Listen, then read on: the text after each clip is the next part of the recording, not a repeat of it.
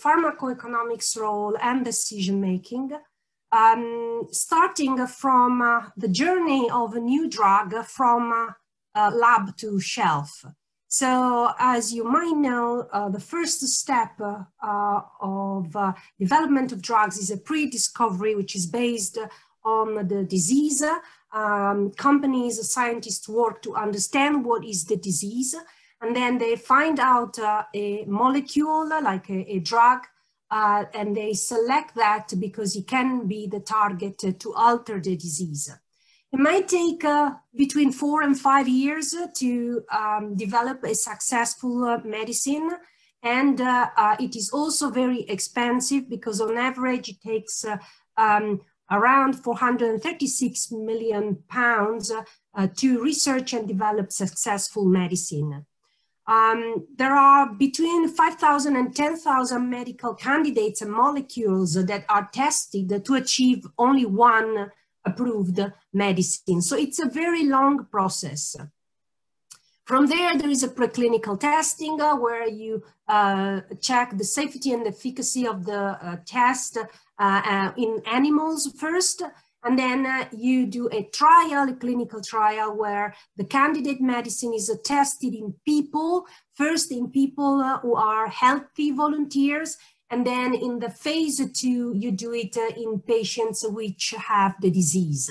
And from there, you reach the phase 3 clinical trial where the researchers study the candidate medicine in about 1,000, 5,000 patients to get data about the safety, the efficacy, and the benefit and risk relationship of this medicine. In 10% of cases, this is a fail.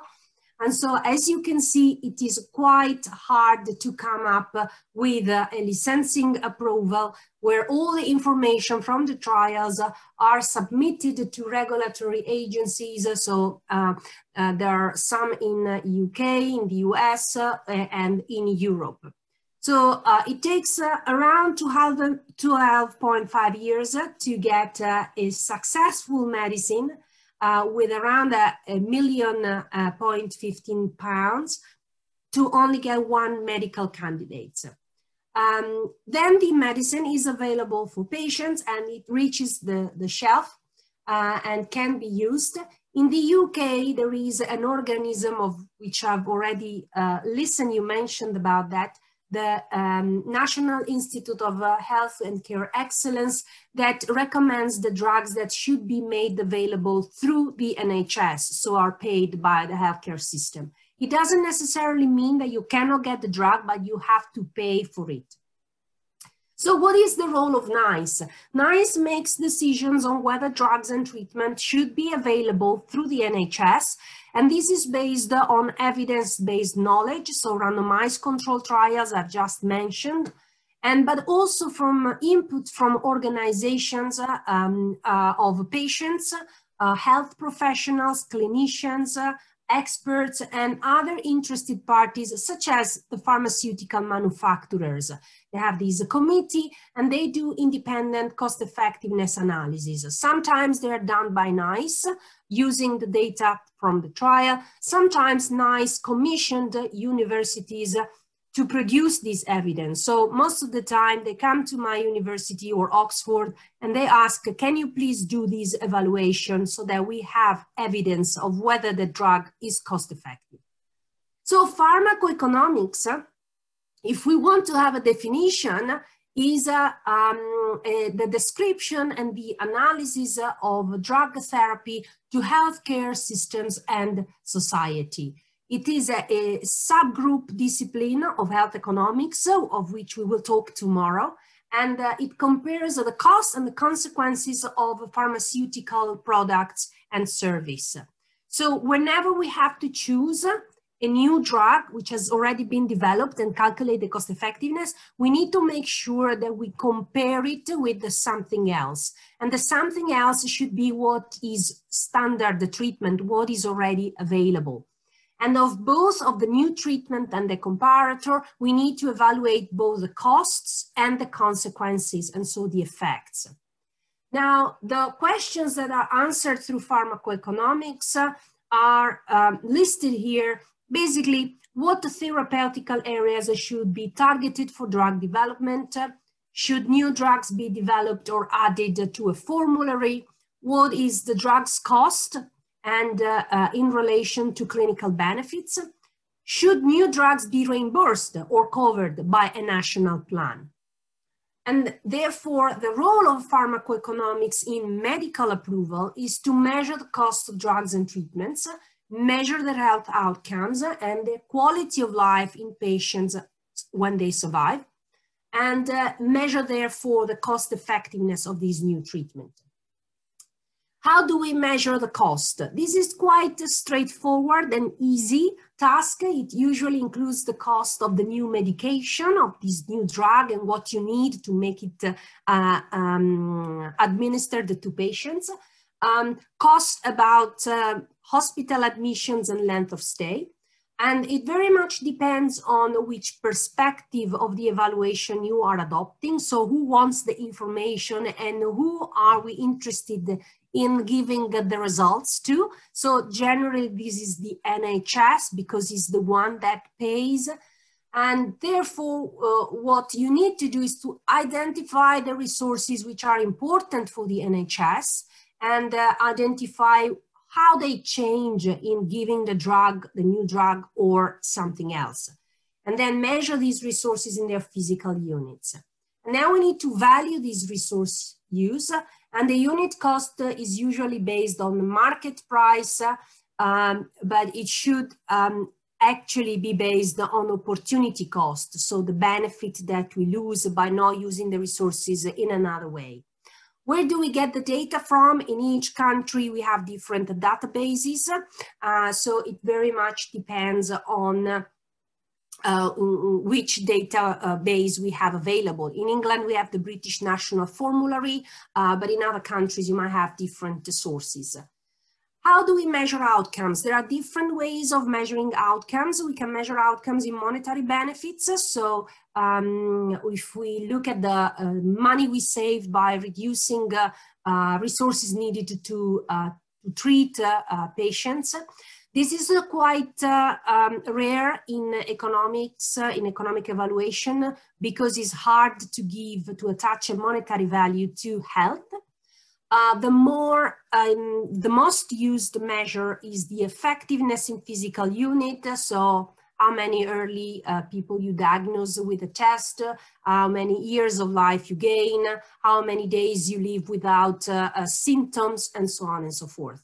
But sometimes survival is not necessarily sufficient to look at whether a drug is effective or not. You should also take into account how well people live in their life and the rest of their life. And so we include quality of life and therefore utility, which is a well-known measure in economics, to understand how well they are. So there are two measures, the quality adjusted life years and the disability adjusted life years, which are used, which basically combine survival and how well we live or how disabled we are. The quality adjusted life years are the most used measure, and they incorporate simultaneously the changes in survival and the changes in our quality of life. And they have a value that goes from 0, which is death, to 1, which is perfect health. And so 1 year lived in perfect health is 1 QALY. Obviously, these are used, they are measured using a questionnaire, which is a EuroQol questionnaire, EQ5D. And this is very useful because it collects information of health status in patients with different diseases as well. So it's very useful. Sometimes these are not always collected. They have some limits, but these are the best measure we can use so far. There are, as I mentioned, different types of economic evaluation. So when you compare a new drug with another, what might happen is that actually there is not much of a difference in outcomes. And so you end up only comparing the costs, and these will be a cost minimization analysis, which is quite frequent in generic drugs compared to branded one. They are similarly effective, but they have different costs, and so you choose the cheapest. Most of the time, the outcomes are different. I would expect if a new drug is introduced that it should be more effective compared to what is available. And so the different type of evaluation you get very much depends on the type of measure of outcomes. So as I mentioned, if you look at that in monetary terms, you're gonna have a cost-benefit analysis, even though this is very much used for big infrastructure project. So when you have to actually evaluate whether to build a new hospital or a highway instead of a specific drug. For specific treatments and drugs, we prefer to use the cost effectiveness and cost utility analysis, where we basically need to compare the cost and the effects in physical units or in QALYs. How do we decide? We generally use this plan where we represent the difference in effects on the horizontal axis and the difference in cost on the vertical axis. So going up, we spend more, going right, we have more health. What can happen is that the new treatment is placed here. So not only is it more effective, but also gives a saving in terms of cost. In this case, interventions are always accepted.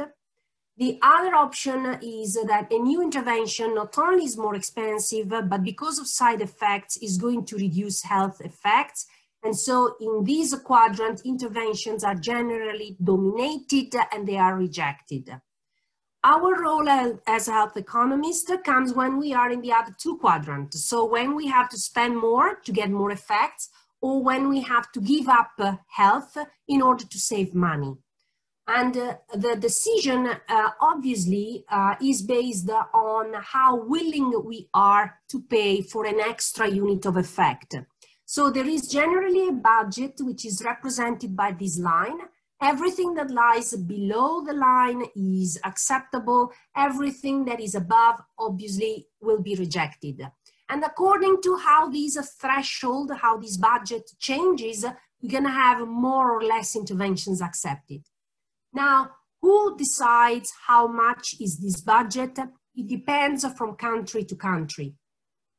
So the ICER is the rule with which we decide which interventions are cost effective.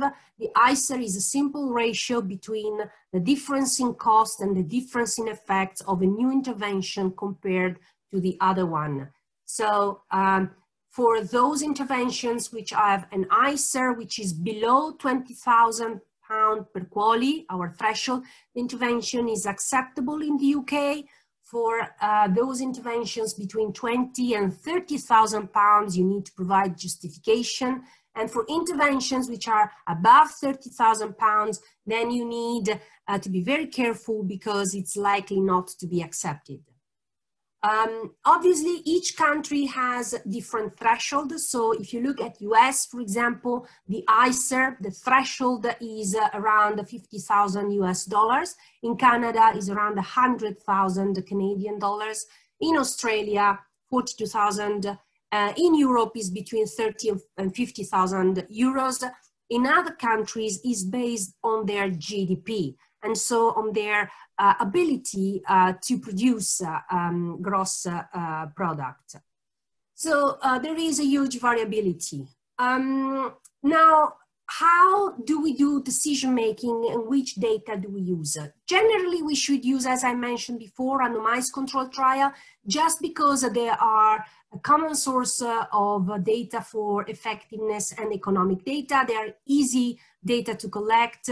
You can compare groups and therefore the statistical analysis is robust. But they can last few years. They might not be feasible all the time for ethical reason. And therefore, we prefer to use modeling. These are a good synthesis of data. They extrapolate the cost and the effects beyond the trial duration. They reduce the burden of collection, and also they increase the generalizability of results. So trials are the best, but when we are in a rush and we want to have data quick, then we can use modeling. And the type of models we use very much depends on the disease as well. So we use decision trees when we are dealing with very acute short-term conditions because they're easier to use, or if we have chronic conditions and conditions for which you get better and then worse again, we prefer to use Markov models. So in the decision tree, you basically have branches with probabilities and outcomes in the end. In the Markov model, you have health status with transition probabilities, which tells you how you go from one health state to another until you're dead. And associated to each one of these health status, there is obviously a cost, and there's an health outcomes that then will give you the final total cost and outcomes for your ICER. The modeling are very useful, but obviously because they are model, they are a representation of reality and they are not always 100% correct. So what we used to do is to do a sensitivity analysis at the end. This is performed to check if the results of our evaluation are still robust, changing the input parameters. There are different types of sensitivity analysis. You can change one parameter at a time and see how the ICER changes when you, for example, change the cost of a particular drug. And I might say that this type of evaluation is very much used for marketing reasons as well, because pharmaceutical companies, they tend to use these to understand how much the cost of the new drug should be to make it cost effective. Then you have a tornado analysis where you basically have a representation of how much each parameter basically influence the result. You can change the parameters, more than one parameter at the time, or get a best and worst scenario. But the most used type of analysis is the probabilistic sensitivity analysis, where you assign a distribution to each one of the parameters and you run the model 10,000 times to see what would happen every time you change a value. And this is the representation, is a plot of all the possible results that you can get if you slightly change the values. Obviously, there are some challenges when you do cost effectiveness analysis because a drug might be cost effective, but if the extra cost is very high, the population to treat is very big, what might happen is that the budget impact is so huge that it might not be implementable. There's also another thing to take into account, patients and caregivers' needs. Most of the times it happens that a drug is cost effective or a treatment is cost effective, but patients' needs are different. They don't want that specific drug for their own reason. They don't want to travel to the hospital. The side effects are so bad that they have to lose days of work. And so most of the time, patients and caregivers should give more voice. It's not that they are not taken into account, but they should be given more voice. Then the NICE threshold, I've been doing this job for many years now, and it has not been updated in 10 years, if not more. So what about inflation, increase in research and development costs for pharmaceutical companies, which obviously have a lot of high cost? The NICE obviously set the price for NHS medicines between 20 and 30,000 pounds, but some researchers says that these thresholds should be reduced in order to give more drugs an opportunity. Obviously, there are some ethical implications because when it comes to us, we would like to have the best treatment available no matter how much we have to pay, but obviously there are some budget restrictions. To conclude, pharmacoeconomics is fundamental in the approval of drugs and medications so that they can be available through the NHS. For cancer in UK, we have a special cancer fund, drug fund to make sure that these drugs are available to patients. But there are obviously some limits and challenges in the evaluation of cost effectiveness, but pharmacoeconomics is obviously essential in the decision-making process. And I have concluded with my presentation. If there are any questions, thank you.